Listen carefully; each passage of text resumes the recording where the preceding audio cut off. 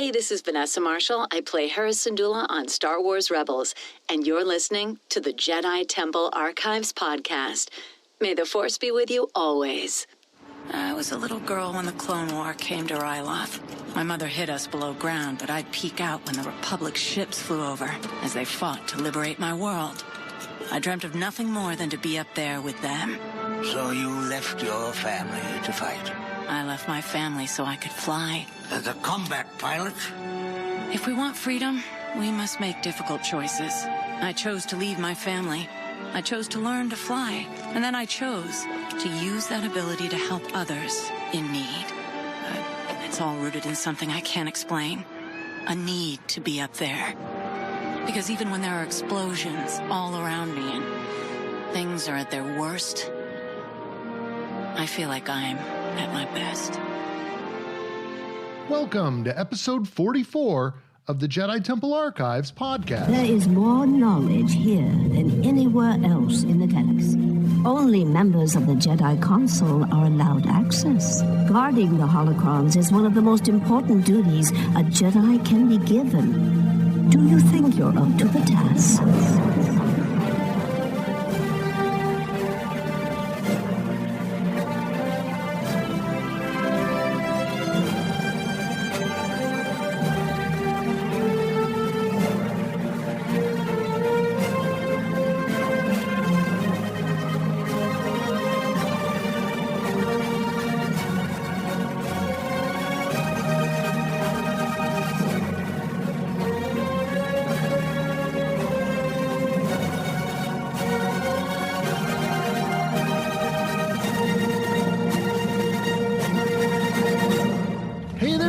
Fans, welcome to another episode of the Jedi Temple Archives podcast. I'm your host, Rob, and we are recording this episode on Tuesday, February 18th, 2020. For this week's show, we are going to be talking about the upcoming season of the Clone Wars, Season 7. So thank you once again to all of you out there who were behind that Clone Wars, Save the Clone Wars movement that occurred out on social media. Clearly, your efforts were not in vain. And to help me kind of talk through some of this, I have my trusty co-host and co-pilot, Tom Howell, back with me again this week. Tom, thank you once again for joining the show. So nice to be back, finally, the Jedi Temple Archives podcast, Rob. Well, it is difficult. I know you've had a busy month. You guys have a upcoming Disney cruise that you're going to be doing down in the Panama Canal, and I'm sure you've got some episodes of your podcast that you're having to kind of stock up for while you're gone, not to mention the 5-star February project that you've got going on social media, which is certainly appreciated by those who you have rated. Well, it's been a fun little task I've gone through this month. You know, all these podcasts have been so great to our podcast, the Hyperion Adventures podcast, as well as this show, the Jedi Temple Archives podcast. And I just kind of wanted to go out there and spread the love in February for them. So I started our hashtag 5-Star February, where I'm kind of reviewing a new podcast every day this month and giving them a 5-star review. And it's just been a lot of fun. I've learned a lot about a lot of great Disney and Star Wars podcasts that are out there, and I'm looking forward to exploring more of them as the month concludes here. Yeah, those are certainly two topic areas where you're never going to have a shortage of podcasts to go out there and find. It's interesting. It's to the point now where there's so many podcasts, I can barely keep up with them all. But that's a good thing. It just means there's so much more content out there for people who are fans of Disney or fans of Star Wars or both. And, you know, that does nothing but benefit the rest of us who are listeners. Yeah, everybody likes different things. If you don't like one podcast, you might like another. Same with Star Wars.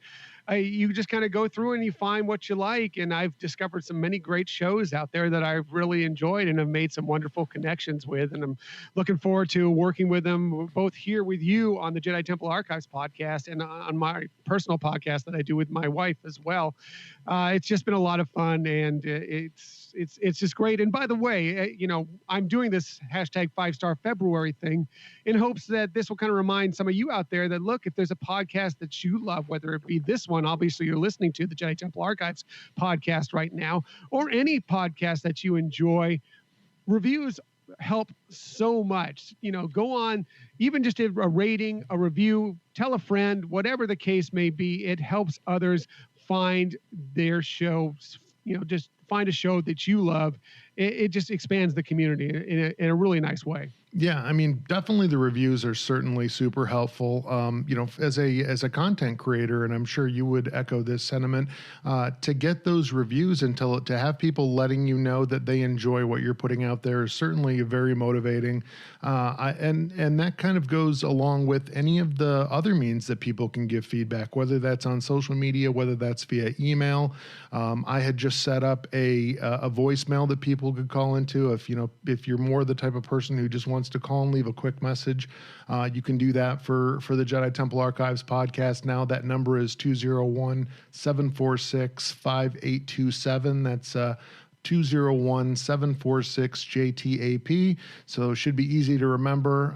But whether you leave a message via that means where it's simple for me to bring that into the podcast, or just shoot an email. I mean, Tom, you and I have talked a little bit about a couple of the emails that have been sent into us, and they always tend to start a great discussion, whether they totally agree with everything that we say or not. The one thing that I definitely hear the most is that we are very accepting of different viewpoints, and I think that has come through, or I'm glad that that's come through in our previous episodes. It's one of the things that I really think is important in a podcast, is to be able to have that open discussion and to hear different viewpoints and still understand that you're both fans of the same thing.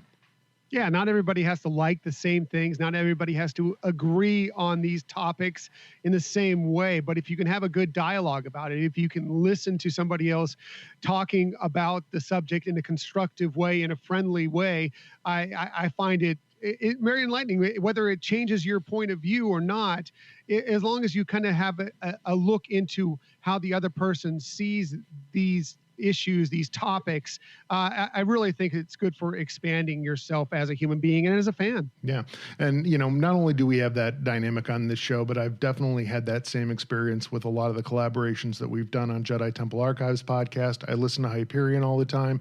You guys always have, when you guys have cross episodes with other shows, it's just always, you can tell that everyone there loves the thing that you're talking about, and whether you agree on every single item is not really the important thing. It's just about exposing each other to different viewpoints. And again, I'm certainly glad that our listeners find that to be one of the big positives that they take away from this show. So with that being said, the only other thing I want to say before we jump into our main topic of the Clone Wars is that we still have a little over a week and a half left here in the month of February for our February merchandise giveaway, which is a couple of Black Series figures. I have a Jyn Erso in her Jedha gear, and then Cassian Andor in his Edu gear. And so those two action figures are going to be given away to one lucky listener. So take a look out on our social media on Facebook, Twitter, and Instagram under our JTA podcast tag, and you should be able to find the details for that giveaway. Just follow the instructions there and get yourself entered to win those action figures. So with that being said, we're going to go ahead and jump into the Clone Wars Season 7, and I'm going to start that off by playing the trailer that was released a few weeks ago, just to give you a little idea of where we're picking up in the story. Soon, the galaxy will be remade. The Jedi and the Republic will die. I sense a plot to destroy the Jedi. Great care we must take. Why would anyone walk away from being a Jedi? We were trained to be keepers of the peace, not soldiers. We clones have mixed feelings about the war. Without it, we wouldn't exist.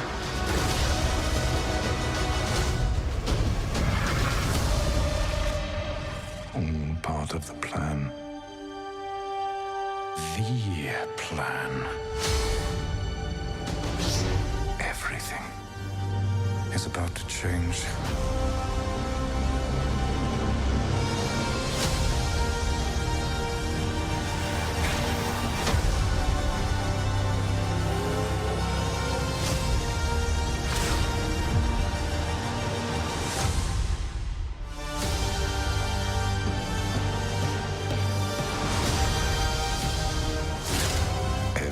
choice made has led to this.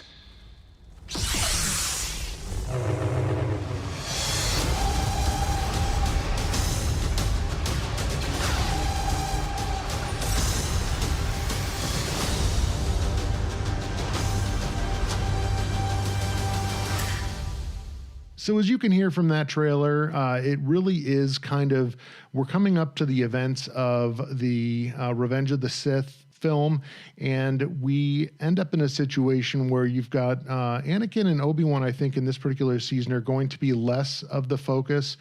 There's going to be some interaction with them, but really this is going to be primarily about the Siege of Mandalore, which was a big storyline that Filoni had hoped to have incorporated in the original Clone Wars.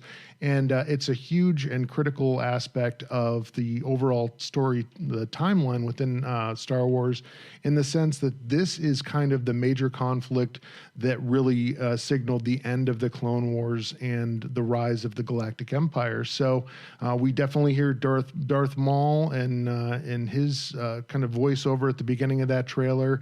So he is still a major player in this. And of course, anyone who is a fan of Ahsoka Tano, and we have done a couple of episodes on Ahsoka that are both very popular episodes of our podcast, is going to be very happy to see that she is going to be playing a big role in this season as well.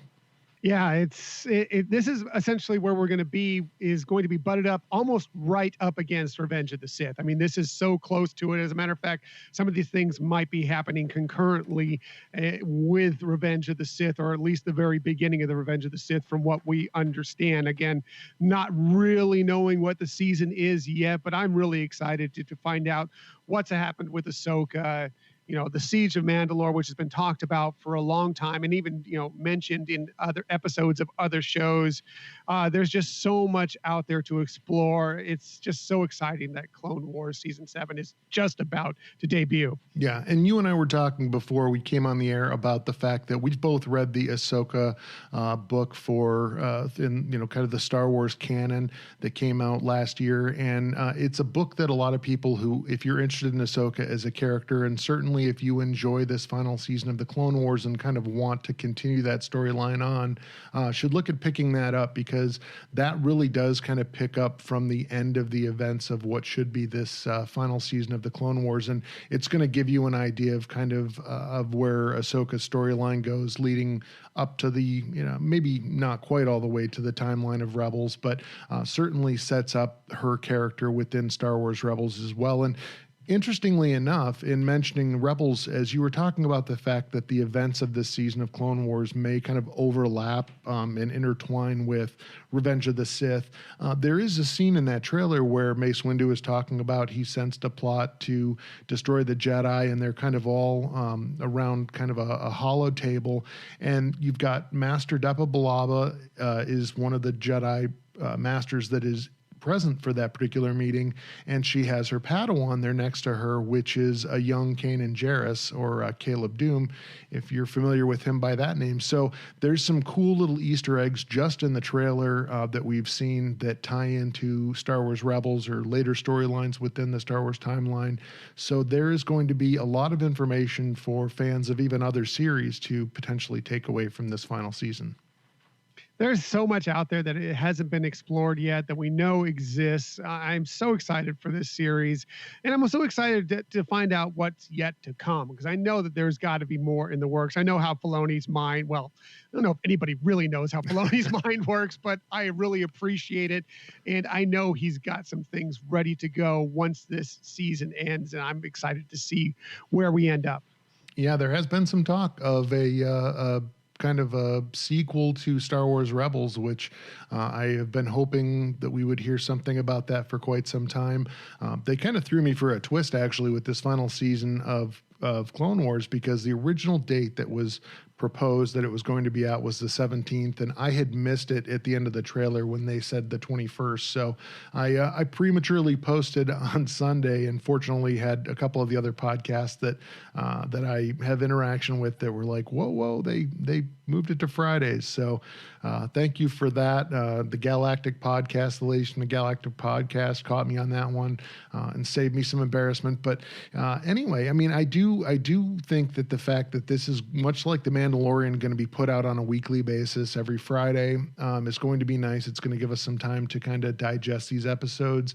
And it's only a 12-episode season, so it's going to be shorter than most of the other seasons that we had of Clone Wars. But I definitely get the feeling that, especially with some of the animation improvements that they've had since season 6 came out, that this is really going to be an incredible experience within Star Wars.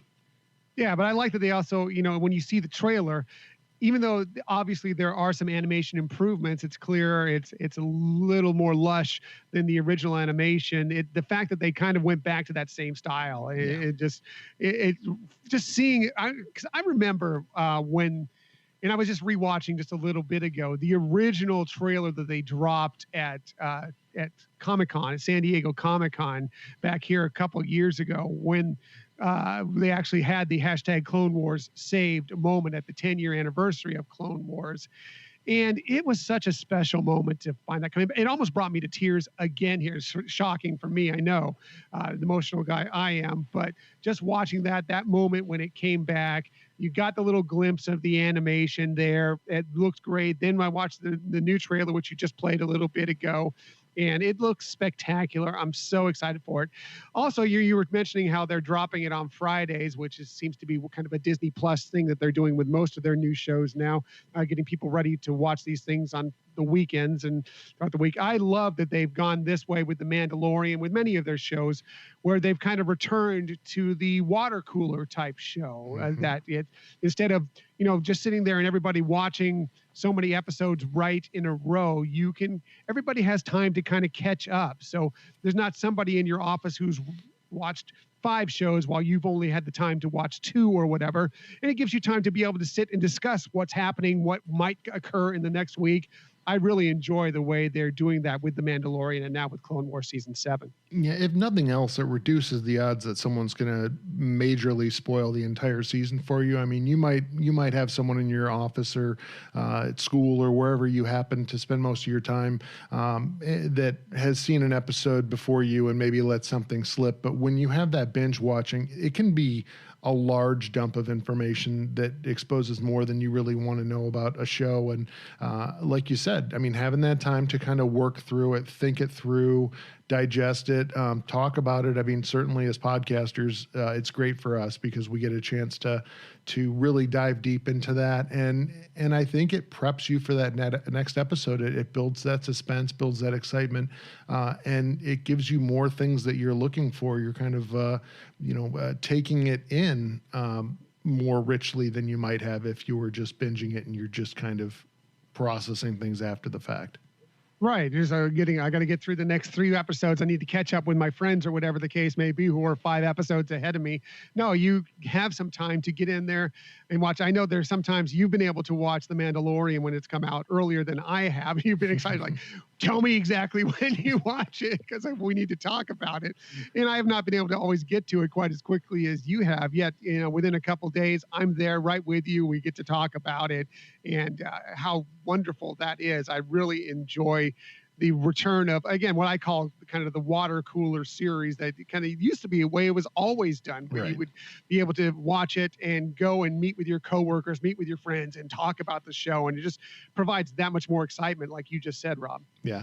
One of the interesting things about what we've seen within the trailers they've put out so far, and so there's the official trailer that dropped a few weeks ago, and that certainly is a big thing to talk about. But even back at Star Wars Celebration and San Diego Comic-Con and some of these earlier events where they have dropped content, to see that Ahsoka coming back into the picture is going to be very interesting, because when we left, and this is going to be a spoiler for anyone who is not caught up on the Clone Wars, so I will warn people about that we are going to deal with some content that is going to be spoiler content if you're not caught up on the Clone Wars. But it's important to talk about because Ahsoka at this point has left the Jedi Order. She is no longer a Jedi, and to have her coming back in and given command of clone troops is going to be something that really did not happen within the arc of the Clone Wars. And we do get to see, that the troops that are going to be under her command still have very much respect for her. They make some alterations to their armor as kind of a show of that respect. And it's an interesting situation because we know that Order 66 is directed at the Jedi, but Ahsoka is not a Jedi. So, kind of how Order 66 is going to affect her is something that's going to be very interesting to see within this season as well.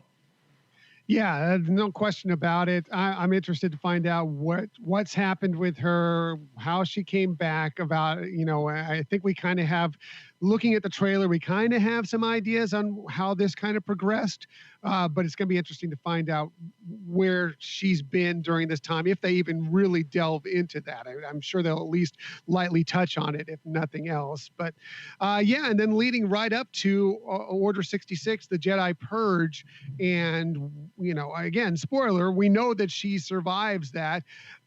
We kind of have heard some things, if you've done some studying about how that might have happened, but to actually see the moments that these occurred, I'm really excited to find that out and see how that plays out during the season. Yeah, there is actually another bit of the trailer that kind of made me rethink things because Ahsoka, when she leaves the Jedi Order, you go back and you think about it, and she does not have her lightsabers on her at that point.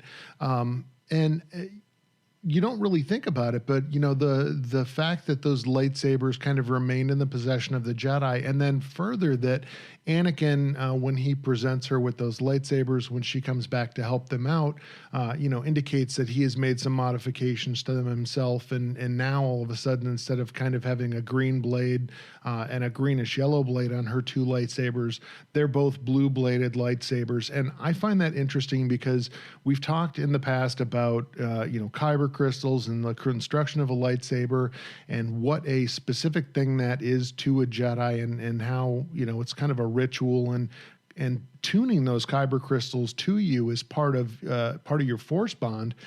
So for Anakin to have actually gone in and changed out the crystals in her lightsaber, whether, that fine tuning improved the quality of the lightsabers is a whole nother topic, but it's just very interesting to me because I always had the idea in my head that the lightsaber crystals that you had in your lightsaber were very much attuned to you specifically. And it'll be interesting to see if they address that at all within this season. Yeah, there's episodes of the Clone Wars where we get to see a little piece of some of the Padawans, some of the younglings going out to find their first kyber crystals, and that each of these kyber crystals basically needs to call to them, needs to speak to them. So yeah, it will be fascinating to see what happens, why these lightsabers are the way they are, how they. You are much more into lightsaber lore than I am by a long stretch, but I find it fascinating, and I'm looking forward to this. And this is the progression from their past lightsabers to what we have now with the new kyber crystals and these lightsabers, or assuming they might be new kyber crystals, who knows? Right. Moving on to what she ends up with when you see her again in Rebels. Yeah. The other thing that looks like they're going to be delving into within the clips that they've shown in the trailer is certainly we see a couple indications of a much darker Anakin, and this is another topic we've talked about in past shows, which is that the Clone Wars as a series certainly gave us a lot more insight into Anakin and the heights of heroism that he had risen to, and then kind of a lot more information about how he fell. But it looks like within this series, and I think that there's some connection to some of the scenes we see where Ahsoka is clearly experiencing some kind of psychic pain, as they're kind of intercutting that with scenes of Anakin going ham on some of the separatist forces and separatist leaders and just kind of cutting them down in cold blood. It's going to be very interesting to see how much more depth they add to the fall of Anakin Skywalker within this episode, within this series as well. Right. Well, if you go back to the end of season 5, and that is again where we see Ahsoka walk away from the Jedi Order right there at the end, she is questioning the Jedi Order itself. And she mentions to Anakin, look, I know that you're questioning it as well. So, you can see that this is starting to progress, that Anakin doesn't necessarily feel what is happening with the Jedi is correct. And we all know that this going on right during the Clone Wars is part of a Palpatine Darth Sidious plot to, one, destroy the Jedi, also to pull the galaxy apart, to build up this giant military force. And what they're doing is changing what the Jedi have always stood for. They've kind of got into this battle and felt like they had to protect the Republic, but the more the Clone War has dragged on, the more and more they've become more, instead of protectors of the Republic, protectors of the peace, they become more, not war hungry, but kind of along those lines where they are out there actually as soldiers instead of protectors. Yeah. And certainly that was part of the plot that Sidious had enacted, which was to try to get them to get involved in things that were going to move them away from kind of their center of where they were going to have the strongest connection with the Force. And then he was going to take advantage of that with Order 66. And, so we talked a couple of times now about Order 66. I think one of the other really interesting things in kind of the season 6 of the Clone Wars that they put out, which were the Lost Missions. So they were kind of a series of disconnected episodes that didn't really fit into the other seasons, but they all had kind of really critical topics. And there was a small arc at the beginning where one of the clone troopers had his implant that contained the coding for Order 66 go haywire. He ended up killing a Jedi Master far too prematurely, and so there was an entire investigation on Camino where they were looking into what might have caused this. The Jedi Order and certainly the Jedi High Council were very interested to find out what had caused this, and it was very close to having the plot of Sidious and Count Dooku to implement Order 66 being exposed. So I found that really interesting arc, just because you realize how close that came to potentially having blown up in the face of Palpatine or Darth Sidious, if you prefer, where within the films, you never really feel like there was any threat to that he just had this master plan. It played out exactly how he wanted. There was really no threat to him, and the Jedi were just completely blind, when in fact it did look like the Jedi had a hint that there could be something wrong. They just didn't take it all the way to its conclusion, and they trusted Palpatine, and that was a huge part of the mistake that they were making. Mm-hmm. And we talked about this a couple months ago when we talked about why you should watch the Clone Wars if you haven't. The fact that this series provides so much more depth to the prequel trilogy. You really discover so many things about characters, about the war itself, about the plot itself. There is so much involved as far as the storyline, the arc you're talking about there. There's one clone trooper, Fives, who's CT-5555. Did I get them all? Anyway, goes by Fives, and you'll see him many times throughout the episodes of the Clone Wars. It's his friend, or one of his buddies, that essentially has this happen to him, and he ends up going to kind of help him along this path, and kind of finds out about the chip in a random way. There's all sorts of things trying to hide it, like, oh no, it's nothing, it's a virus, don't worry about it. He discovers it, he really gets close to blurting it all out to everybody, but unfortunately just gets cut down at the last moment, isn't able to get the real information out there. Although we did see that, maybe some people that he was very close to, some clones he was very close to, kind of understood that there was something going on, and he needed to keep an eye on that. Yeah, certainly something that is expected to play out within this final series, this final season of the Clone Wars. I don't want to go too far into it because that will spoil something that is to come, and certainly we don't want to do that here. But The other thing that's going to be very interesting about this season of the Clone Wars is this is the first time that we're going to have Anakin and Ahsoka back together since she walked away from the Jedi Order, and we all saw what a powerful episode that was. If you have not seen the Clone Wars, this is one of the reasons that we gave about why you really should watch it, because there are some incredibly powerful episodes, and I don't think there's any that are more powerful than that one. But it will be interesting. I feel like Ahsoka was one of the people that knew Anakin the very best, even more than Obi-Wan, who, despite the fact that they were around each other all the time, Obi-Wan was, had his mind on other things. And I always felt like Ahsoka saw more of Anakin than Obi-Wan did. It'll be interesting to see if she is trying to dissuade him from some of these darker tendencies that we see cropping up within this series.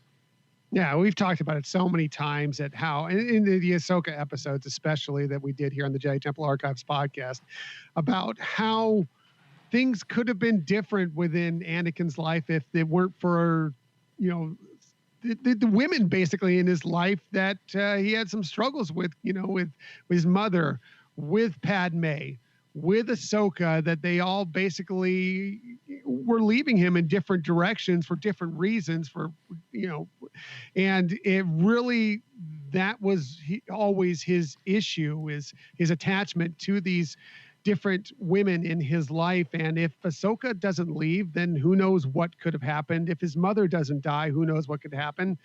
If Padme, if he doesn't have the vision that Padme is going to die, who knows what would have happened. It's just really fascinating. And I am looking forward to seeing the reunion for Ahsoka and Anakin, because that has got to be, that's going to be must-see TV, essentially, because the parting at the end, just like you just talked about, Rob, the parting at the end of season 5 is heart-wrenching. Yeah. I'm looking forward to seeing what happens when they finally get back together and reconnect. And, we've seen some clips, but the real meeting again is got to be glorious. Yeah, I think it's going to be some tearjerker TV too for some fans out there.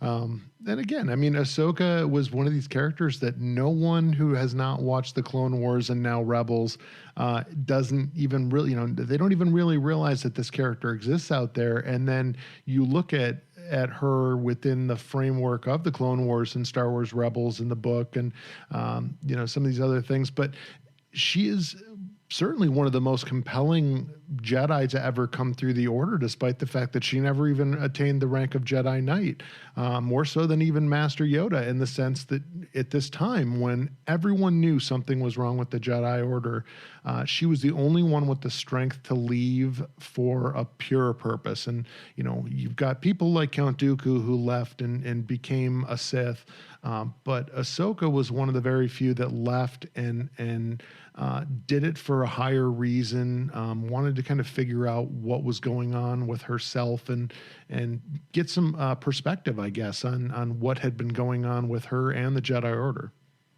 That whole arc there, you're finally seeing some dissension within the Jedi themselves about what is happening, what is the purpose of continuing to fight the way they are within the Clone War itself. And the whole situation that happens there with her getting framed for this bombing, she starts seeing has the wheels turn herself and see that maybe there is something more going on here. And this is what I always wanted to be. I always wanted to be a Jedi since I was a youngling. That I stuck by the Jedi principles, and that's what I was going to do. But it seems like the principles have shifted.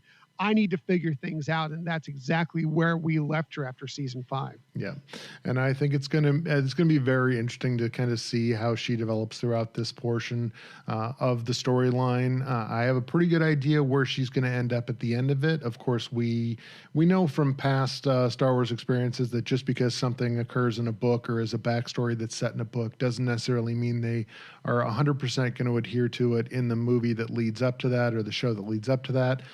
So So certainly there's some room for some change, but I have a pretty good idea of where this season's going to wrap up. It is interesting, with Maul. A lot of people don't realize that he is still hugely in the mix.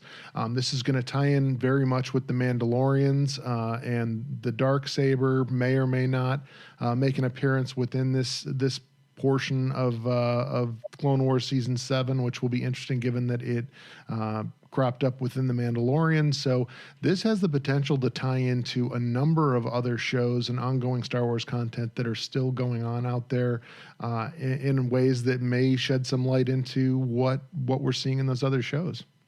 Yeah, I it wouldn't surprise me at all. I mean, obviously, Mandalore is, Mandalore during the whole entire Clone Wars series is one of the locations that they focused on quite frequently because there was so much turmoil going on within Mandalore itself. It's this community of warriors that were kind of trying to stay out of this whole situation that was the Clone Wars, yet they kept getting pulled in. There were some, some problems within their own leadership themselves that they had to go through and had their own dealings with. So all this stuff is leading up to this. Darth Maul being thrown into the equation is always interesting. He's one of the more fascinating characters that, again, if you only saw him in The Phantom Menace or, spoiler alert, maybe the end of Solo, then you really don't know what has gone on with him in between all this time. But he's had a fascinating story himself, and a good portion of it takes place on Mandalore. Yeah, certainly. I know that I'm very excited to kind of see how this whole season hashes out. They did provide some additional footage for the first episode, which is going to be titled The Bad Batch with Clone Unit 99. And that's an interesting group of clones, just in the sense that they were an attempt by the Kaminoans to create some super soldiers, which was never really successful on the part of the Kaminoan cloners. But this group is kind of an unorthodox group compared to what you would expect from clone troopers. They've got the leader, who is basically kind of the stoic and strong leader, named Hunter. You've got a Wrecker, who's kind of a hothead. You've got Tech, who's the strategist and intellectual type, and then Crosshair, who is the deadly master of close quarters combat, is how they describe him. So it's really going to be an interesting group of clones. I know that one of the big things about Season 7 is going to be kind of digging into kind of the mental state of the clones as well, because that is, you've got the Separatists who are using battle droids, and no one is going to look at a battle droid and think of them as a human being, but the clones are. I mean, they are human beings. They are cloned off a set template. But one thing that they show ad nauseum within the Clone Wars is that they all have individual personalities, and the fact that the Jedi, in some cases, we had some Jedi Masters who treated them very impersonally. Certainly not in the case of maybe Obi-Wan or Anakin, but it's a really interesting philosophical conversation, I guess, when you talk about how do you address these clones that are really bred just solely for the purpose of war and going and dying on a battlefield somewhere.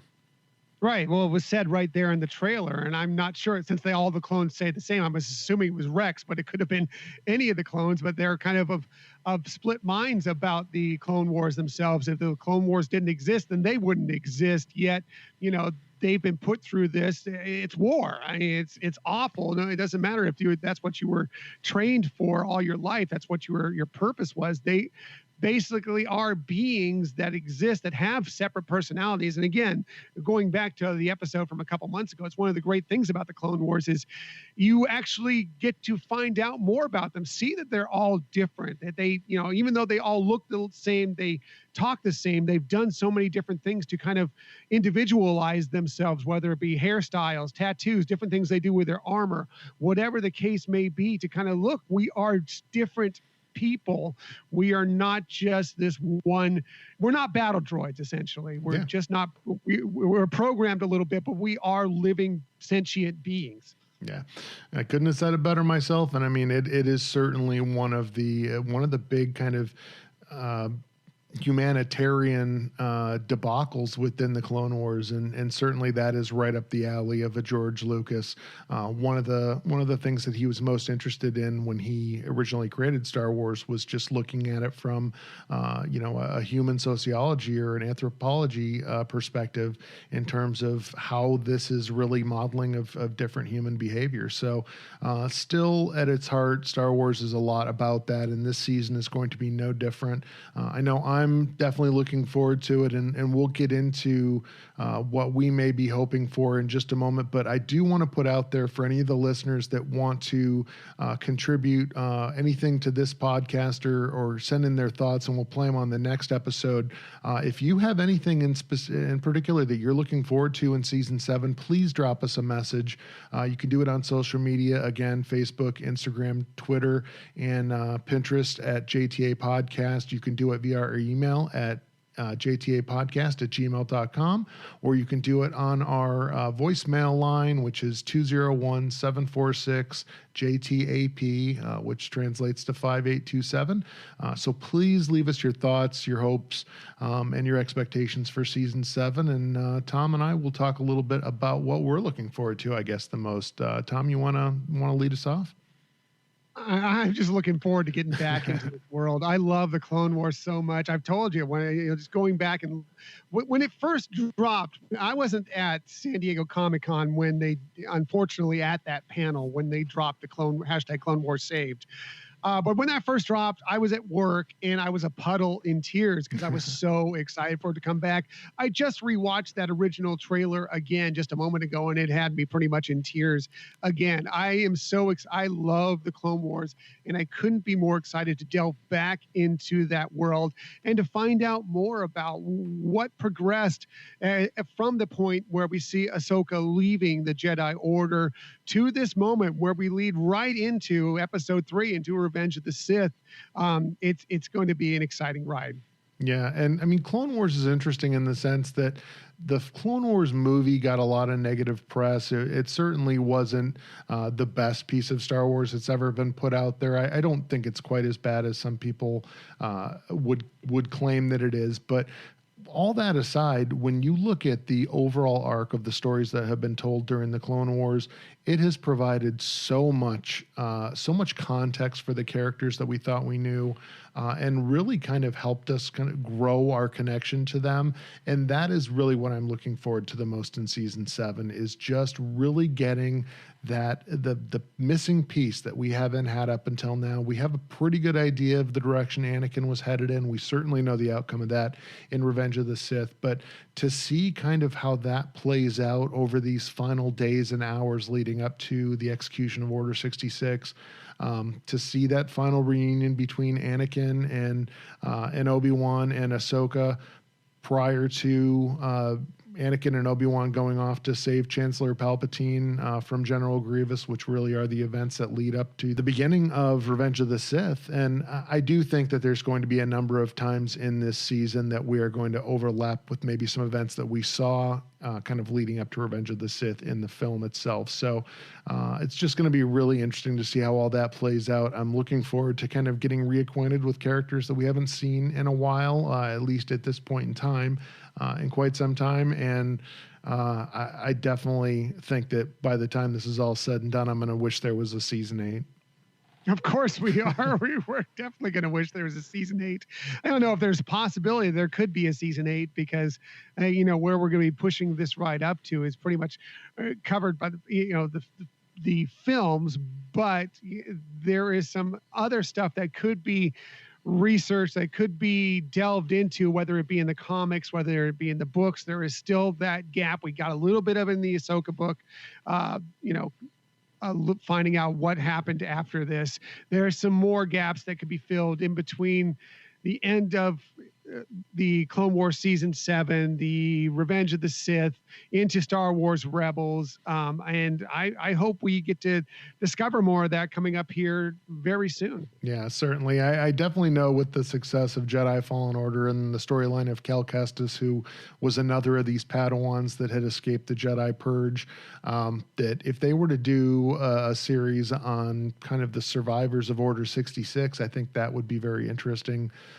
You'd have Ahsoka Ahsoka, you'd have Cal Kestis, you'd have a young Caleb Doom, later to become Kanan Jarrus. So there's certainly some characters there that fans already have some attachment to. But I'd be interested to know who else out there survived and kind of what their story was as well. So we will see. They don't seem to be coming up with any shortage of stories to tell within the Star Wars universe. And I suspect we're going to be in pretty good hands for a long time yet to come. Makes me, I really enjoy much of what Dave Filoni does. Even going back to where you were talking about the original Clone Wars movies, if that was your only touch into the Clone Wars itself, I could see where you'd be a little bit like, okay, the animation wasn't great, the story wasn't perfect or whatever. Yeah, I think that kind of Lucasfilm made a mistake of actually putting that out in the theater. If those had just been released pretty much similar to what they did with the rest of the Clone Wars as kind of a 3 episode arc or something along those lines, it would have been seen as, another great part of the actual Clone Wars series. Yes, it's like many other television shows where they kind of, got to kind of hit their stride first. Every character needs to kind of find their position within it. The writers need to kind of figure out how to write for especially some of the new characters as well. And I think they kind of pushed it into the theaters too quickly. But when you look back at it as part of the series, it ends up, on a rewatch, it ends up working much better. Yep, I totally agree. Tom, thank you again for joining me for this conversation about Clone Wars Season 7. I know we will be talking quite a bit once it starts coming out. Do you want to go ahead and tell the listeners where they can find you? Or I guess I should say where they can find your podcast, because you're all over the place. I'm all over the place, it seems like recently, but I'm happy today to be back here in the Jedi Temple for the Jedi Temple Archives podcast. But if you want to find us regularly, I do the Hyperion Adventures podcast with my beautiful wife, Michelle. We talk mostly about Disney. We talk about Disney parks, Disney movies, Disney Cruise Line. We're going on a Disney cruise. I don't know if you've heard about that, Rob. I heard a thing or two. A couple times recently, but we also talk a lot about Star Wars. We talk a lot about Marvel. And if you want to find us, we're on pretty much every podcast platform. However, the very best place to find us is on our own website, HyperionAdventurespodcast.com. And we're also very active on social media. You can find us on Twitter at Hyperion Podcast, Facebook, Instagram, and Pinterest at Hyperion Adventures Podcast. You did that so much better than I did. I think I fumbled mine about 6 times, but hey, you've been doing it for longer, so I expect perfection every time. Sometimes I forget. I'm like, okay, is Pinterest in there still? And what about the YouTube channel? Should I drop that in there yet? No. It's good, but I appreciate that. Thank you, Rob. Yeah, no problem at all. And with that, I think we're going to go ahead and wrap it up. There's not a lot of news this week. I think the big thing is just going to be tune in this Friday for that first episode of Clone Wars Season 7. And I'm sure we're going to be talking about some of that next week. Next week, I'm going to have a special guest, Dr. Sunny Ravencourt from University of Coruscant, coming on to talk about some ancient Jedi lore. So look forward to that. And I think with that, we're going to let you go. So have a great week, and may the Force be with you.